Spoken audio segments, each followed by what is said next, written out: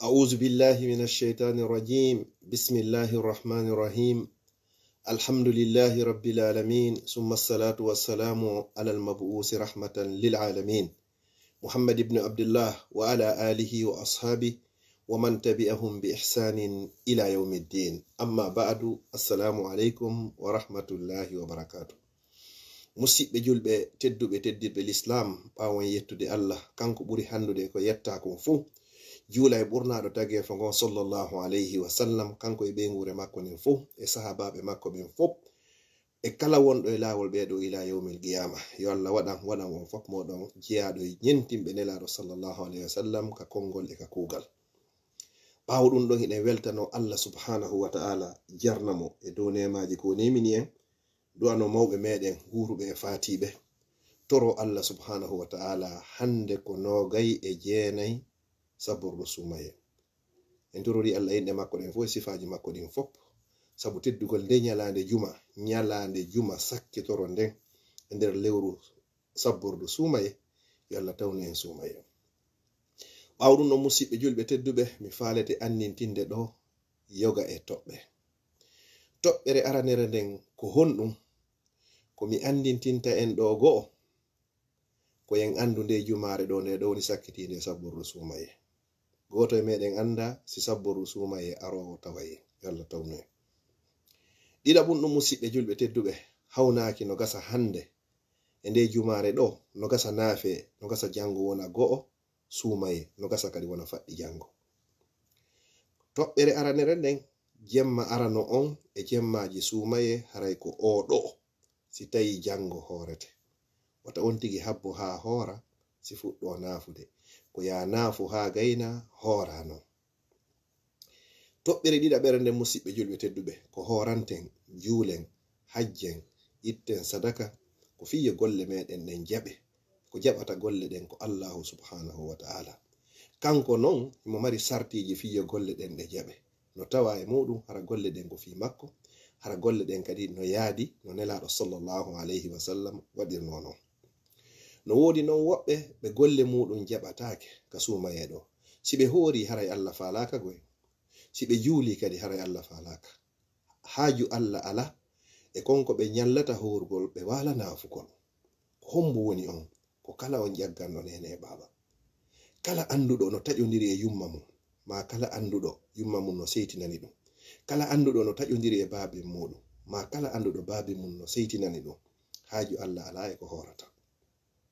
Musidɓe julɓe tedduɓe, goto e meɗen wawata yoɓugol nene e baba, goto e meɗen wawata yanganade nene e baba ha julitaɓe joddi maɓɓe. Joni noon nelaɗo sallallahu alaihi wasallam ɓe maki wo yarluye Allah on, ko welata Allah kon, Allah no weltanima fodde nene ma e babin ma hino weltanima. Allah himo seytinanma, himo tikkanma, o falaka kala ko wonɗa waɗandemo fodde yumma ma e baba en ma hino seytinanma. Jonnon mo be meɗen yo ndaari alhaali muɗum on ko honno fewndorɗa hakkunde yumma ma e baben ma. Si tawi hino moƴƴi, hiɓe weltanima, hiɓe yarlanima, hiɗon famodiri, andu Allah no weltanina himo yarlanima, hiɗon famodiri. Kala anduɗo nene mum e baben mum hino seytinani ɗum, hiɓe tikkanimo, ɓe falaka mo few, hiɗon taƴodiri, hay ko honno woniri wo, andu Allah kadi hiwo falaka ma, o falaka kala ko watta. Kala non mo yumma mum e baben mum seytinani ɗum, tikkani ɗum, o heɓata aljanna, o heɓata hay urgol aljanna. Urgol aljanna non hino heɓe ka yarete embere duuɓi 100 haray a fuɗɗike santugol urgol aljanna ngol. Joni non o neɗɗo ɗo ko hay urgol ngol o heɓoyta wona fere aljanna. Ko fi honɗum ka anduɗa ɗon en wawata yoɓugol Allah subhanahu wa ta'ala nemaji ko nemini en kon. O inni sen limi nemaji ko nemini en kon e wata andugol ko ɗi jelu, ko ɗon kadi woni pellet e wawata yoɓugol nene meɗen e baben meɗen. Ko nokku ngotum ɓe ari ɓe wi'i ka goɗɗo wata yoɓude baba en muɗum, so tawi baba en makko hara ko maccuɗo jeyaɗo goɗɗo, o sodita baba en makko o rinɗina ɓe. Koko siko ɗum ɗon tun ɗulle alhamdu wa shukru lillah, en fo en jibinama ko en rimɓe, en tawmaɓe meɗen kadi ko rimɓe kadi. Ko ɗum holli ala gollal hay gotal ngal wawɗe wadde fiye yoɓitu nene ma fi baba. Musidɓe julɓe tedduɓe, neniraɓe an, bandiraɓe an, fewtina ɗo tentini bandiraɓe an e kotiraɓe an e sukaɓe goreɓe an ka duuɓi, tentini ene wonɓe ɓen ka réseaux sociaux ji. wata en hoynu mawɓe meɗen ɓen, wata hoynu mawɓe ma, wata hoynu yumma ma, wata hoynu baba en ma. Tentini non e ndu lewru wondo e arde ɗo. Si a waɗino toro Allah yo Allah on yafuma, ƴetta décision ferme, ƴettana Allah ahadi a wattata. No gasanon goɗɗo ina Ustaz Abdallah, min mi ala yennude baben am, mi ala yennude yumma am. Wallahi hiɗa yennude ɓe. Kala yennuɗo baben goɗɗo, sa yenni baben goɗɗo no fotawa sai a fewti baben ma a yenniɓe. Kala yennuɗo yumma goɗɗo no fotawa sa fewti yumma ma jibinɓe ma ɓen ɓe yuɗa e redu muɗum a yenni. Jon non dare bandiraɓe meɗen tedduɓe, kotiraɓe meɗen tedduɓe, anduɓe wuri maye, iwɓe e famiji, iwɓe e famiji waliyaɓe, ɓi waliyaɓe, ko woni feƴƴude ka réseau sociaux ji ɗo. Ɗum ɗo luttay ka tariha montotako. Jon non mi torori on liwaji hillah, mi torori on fi Allah, mi torori on sabu teddugol ndu lewru wonde arde ɗo. Mo beyo tubu rutto, tubugo ruttongol ko yo toro Allah yo Allah on yafu ɗum. Tubugo ruttongol ko toragol Allah fodde miɗo wuriti mi wattata hande kadi. Haysi goɗɗo yenni lam yottotako, ɗulle hay an o yennaɗo ɗum wata yennu musidɗo. A anda ko honde tuma woni ko mayde nan kayma, anditi ko honɗum e honɗum yumma men e ben men waɗani en. No wodi woɓɓe ɓe mawɓe mum womɓe yennude mawɓe muɗum, hara mawɓe mum no fati noke, hara ɓe ka nder gabroji. O liyeyi en waɗanɓe du'aji yo Allah yafoɓe ko en hoynuɓe ɓawo maɓɓe. O liyeyi en waɗanɓe du'aji yo Allah okkuɓe aljanna ko en waɗu boneji ga tawata ɗin boneji ɗon kay waway ɓe lorrugol. Musidɓe julɓe tedduɓe, kotiraɓe an tedduɓe, neniraɓe an tedduɓe, bandiraɓe an tedduɓe, toroɗen Allah yo Allah yafu en iwen e ngal gollal ɗo. Mo be meɗen yo hulu hattirde e hulugol, ko hombo e meɗen yiɗi walagol fure surreɗa ha gasa, hara ɓiɓɓe ma ɓen wadde bakkadu ko tawa yo maka nder gabbo. Kuri hulen en fof meɗen en daari ko feƴƴi siri. O lanɗo ittaɗo ɗo ko ben makko wanno kon, dare ɓay laamu ngongu sanziɗon hande kadi ɓe yahu ka ben makko wattinoyan ɗon, ka ben makko surrano ɗon, ko ɗon woni ko ɓe udditi ɓe huɓɓi yiite e hoore o gabru. Kon waɗi ɗum ɗo fop ko ɓay ɓiɓɓe ɓen mo yari ɓawo. Komboye meɗen kadi yiɗi tawata kara ko sifa ɗum ɗo woni ko accata ɓawo. Musidɓe julɓe tedduɓe, ta goto mantire hino wawi yennugol, ta goto mantir kaari no wawi yennugol. Konguɗi gono ton hino yalta e hundukoji me e karaji meɗen ɗinɗi hanano yaltugol. Anden kala kongol yaltugol e hunduko bani adama, Allah no itti malaikaɓe ko windagol, imma koko moƴƴi ma imma koko boni, imma malaikajo on ka nyamo o windi, ma malaikajo on ka nano o windi. Allah landi toroytoma fingol kongol ɗo yawmal qiyama. Allah dali ka deftere makko, ma yalfizu min qawlin illa ladayhi raqibun atid. Kongol hay gotol yaltari sina aynuɓe ngol hino woodi ɓe windaygol. O inni nokku goo, wa inna alaykum la hafizin, no wondi e dow moɗon malaikaɓe renuɓe on renoɓe on, kiraman katibin, ɓen non ko tedduɓe ko windoɓe kadi. Allah itti malaikaɓe ɓe nyamata, yarata, ɗanotako, yeddata Allah, resata, ɓe tedduɓe jiyaɓe Allah tedduɓe. Tar ko ɓe aynayma aynalan, enen koye jiha koye lo'u koye nyamay koye yara, ɗano, yedda Allah, resa. O addi ɓe yoɓe aynu en ko sabu ko Allah daali kon, wala qad karramna bani adam, pellati men teddini bani adam. Musidɓe julɓe tedduɓe, teddirɓe l'islam, neniraɓe tedduɓe, no tawa e sartiji arani ɗin ko goɗɗo habborta lewru sumaye, tubugol ngol rutto ko Allah subhanahu wa ta'ala. Dara alhaaliji maɗin,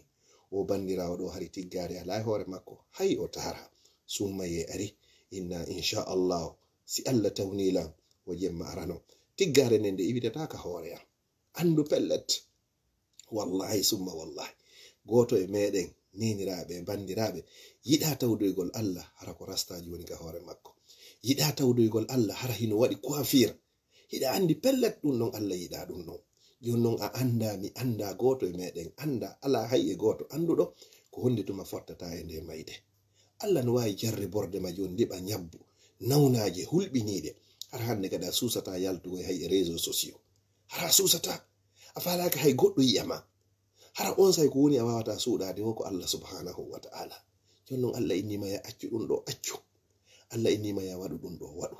Mo be meɗen yo yiltito ka yumma mum si tawi hiɓe wuuri, yiltoɗa ka baba en ma si tawi hara hiɓe wuuri, si tawi alhaali moɗon on hino moƴƴi, hakkundeji moɗon hino moƴƴi, andu hakkunde ma e Allah subhanahu wa ta'ala on hino moƴƴi.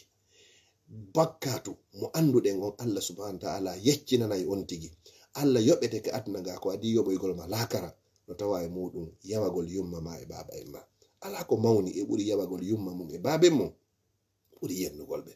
yande go nelaɗo sallallahu alayhi wa sallam e makuno ala adullukum bi akbaril kaba'ir ene on accata mi yeeto on ko ɓuri mawde bakkatuji sahabaɓe inni bala o nelaɗo yeeto men nelaɗo sallallahu alayhi wa sallam e maaki ko nde gorko ma debbo yennata mawɓe goɗɗo ɓen kadi ɓe yilto ɓe yenna mawɓe makko ɓen haray ko a yenni mawɓe maɓe musidɓe julɓe tedduɓe miijitoɗen moƴƴa yumma ma jibinɓe ma ne'uma dankima ha hewtuɗa ka hewtuɗa hande a woni ustage jo molanaɗo a woni docteur molanaɗo a woni professeur jo molanaɗo a woni hande ɗa jogui poste je directeur je banque ji ɗiɗo fappo hande kadi ko on woni sabu ɗum ɗo ko o yummirawo yo okki kalajo ɓe tawata amarana considération amarana respect hande ɓe wowla ya jaɓata kamɓe ɓe wowluno a wowluno ɓe jaɓi tawi ɓe ñamatano sina tuma nde haruɗa ɓe ɗantanogo sina tuma nde ɗaniɗa hande noon a hajaka e maɓɓe musidɓe julɓe tedduɓe teddirɓe l'islam darten hoore meɗen en fo hiɗen e jiidade tentini noon enen wonɓe wurude e ɗe leyɗe kadi leyɗe porto ka tawata goɗɗo hajaka e mawɓe muɗum andite enen ko en julɓe hiɗen jogii lesli hiɗen jogii teddugal andite kadi en maayay ante sen maayi kadi en immintinte ande sen immintinama kadi en landitete kadi dendagal kuuɗe meɗen musidɓe julɓe tedduɓe ko nde toɓɓere mi faalano feƴƴingol sabu ko wonɗe yi'ude ko woni feƴƴude kon hakkunde yumma e baba hakkunde woni feƴƴude kon hakkunde mawɓe ɓen ɗiɗo e ɓiɓɓe ɓen kala mawɗo mo yi'uɗa foti na duhiɗo na suddiɗo hino wullitade fi fayɓe ɓen yo Allah fewnan en fayɓe ɓe yo Allah fewnan en fayɓe mo yiɗa woko ɗum woni ko mappini ɗum kori ɓeyden kulol Allah kori fayɓe ande pellet sa gaynayi haaju e hoore aduna sa malete aduna maleɗa lakara ko ɓe ɗoftoɗa nene baba andu pellet kala wullinɗo nene mum e baba e muɗum andu pellet a jalata kala wullinɗo yumma mum e baba mum ayyata yeso ma yawmal qiyama kala anduɗo wullini yumma mum e baba mum yo toroɓe yaafuye ko adi lawade musidɓe julɓe tedduɓe teddirɓe l'islam mi toriki Allah subhanahu wa ta'ala on bajjo seniɗo wawɗo mo ronkata yalla tawni en sumaye arsika en kay ɗiggal ngol nene baba si ɗum ɗon feƴƴi kadi ande no wirɗen ɗo woni kala anduɗo no haɓidi e mawɓe muɗum haray korka makko kan Allah falaka kala e meɗen kadi anduɗo hino taƴodiri e goɗɗo hiɗon taƴodiri e to regilon sabu teddugol ndu lewru sumaye ko adi lawade an heɓu courage noddamo inna hari hiɗen taƴodiri sabu ɗum ɗo e ɗum ɗo mi turiki Allah yo Allah yaafoma kala ko waɗɗalam miɗo turima an kadi ya yaafolan kala mi waɗma heɓa on courage ɗon Allah hokkama nde moƴƴere ɗo o naɗoyama aljanna jaaɗo e aljannaji ɓurɗi e towude ɗin kono wata horu hiɗa taƴodiri e goɗɗo wata horu an e goɗɗo o welda sabu piihoyi aduna koye alana wonana mi toriki Allah subhanahu wa ta'ala yo Allah ukku en on iman ɗon kadi e ngal cuucal ɗon kadi hara a wi'ari ta jaɓu sheytane addaka hakkille ma o sikkuno ayde men naɓi ha men ɓaari ta wuttu ɗum ɗum golle sheytane mi jiti sa walike labtane ɗo antun e dankum mi jiti sa walike ɗo e labtane ɓe inni joni docteur ɓe inni on peut rien faire hande kadi a habbarama balɗe ɗen hara les heures sont comptées les jours sont comptés les mois sont comptés hara ko lebbi luttanma ma ko jante luttanma ma ko ñalaɗi luttanma ma ko lereji luttanma fewno ɗo sago ma ko moƴƴereji tum joni noon aɗo hewtande lamma hewtanama ɗon e to kala mo anduɗa hiɗon taƴodiri suusu yaha hiwroɗamo sa wawata yahude ittu téléphone ma on noddamo kaarijo komin kaarijo piiji buy feƴƴi hakkudeji meɗen mi ala yiltitade e majji mi torike ma yandi kala ko mi waɗuma yaafolam min kala ko waɗɗalam miɗo yaaforma sabi Allah wallahi andu haray a wari mawba andu haray pelleta waɗi iman Allah ukkima iman gomɗinal sifa ko nelaɗo sallallahu alayhi wa sallam wanno kon makka yankoɓe ɓe yimɓe makko ɓe siɓɓe makko bappiraɓe ɓe raɗimo ɓe falamo warde o dogi o laawi o hewtoye madinatul munawwara Allah okkimo doole o yiltiti e nder makkatal mukarrama o moɓidiri ɓe fop makko tawi mo wawi warde ɓe tawi simo faala joni o sokayɓe simo faala o maccinɗirayɓe mo faala o yeeyay simo faala o hirsay kala ko faala o waɗayɓe Allah jonnimo doole e hoore ɓeeɗo inni enen kay ko honnon sikkuɗo min kadi mi yottoto ɓini an ko a tedduɗo ɓi tedduɗo ila rasul sallallahu alaihi yahe min mi yafike heben sifa di imanuji do e imanuji kay di anduden o lando lamino do Sud Afrique Nelson Mandela o sokano duuɓi nogay e jeɗɗi ma nogay e yatti 27 ans de prison ɓay o yalti sokkunoɗo mo on ka kaso lettunoɗo mo on ka kaso ko on o adi invitude ka palais présidentiel premier repas makko on marari makko ndin c'est-à-dire woni premier repas on ka palais présidentiel ko oɗo invité ɓe arɓe ñama o yaafi inde makko lutti ka tariha ila yawmil qiyama an kadi ɗum ɗa luttay sa waɗi ɗum goɗɗo ta sikko haray ko kanko fooli haray ko an gañi sabuna haray a piyimo loyru ndu o yeggitata kanko tun haysi hunduko wowlari mais ɓernde nden wowlay ko ya jaɓu goɗɗo o hutoma ka hunduko kono hara ɓernde makko nden no hoolima yimɓe ɓen yoɓe añe kono wata ɓe hutoma sittande goɗɗo añuma hara himo hoolima e dinde o yiɗuma hara himo hutima mi toriki Allah subhanahu wa ta'ala yo Allah okke barki mawɓe meɗen yo Allah yafano en ɓe mawɓe meɗen fatiɓe yo Allah hum ɓoydude en e ɓe wuruɓe yo Allah arsiko en enen ɓe ɓiɓɓe yanganagol e kurkanagol e ɗoftagol e nanangol e jaɓangol ɓe mawɓe meɗen ɓe yangike fi meɗen ɓe tampi fi meɗen ɓe sunjike fi meɗen Allah mi torikema sabu teddugol nde ñalade juma ɓawo juma ka du'a jaboto Allah mi torikema yaafo mawɓe meɗen yaafo mawɓe Fuuta Jallo dendagal maɓɓe kala ko ɓe hawrodirno e sawaba Allah ko an woni yoɓowo yoɓirɓe natal aljanna kala ko ɓe wopuno mi toriki Allah ko an woni yurmeteɗo mi toriki ma yaforɓe sabu yurmede ma mi toriki Allah subhanahu wa ta'ala yo Allah arsiki on ɓiɓɓe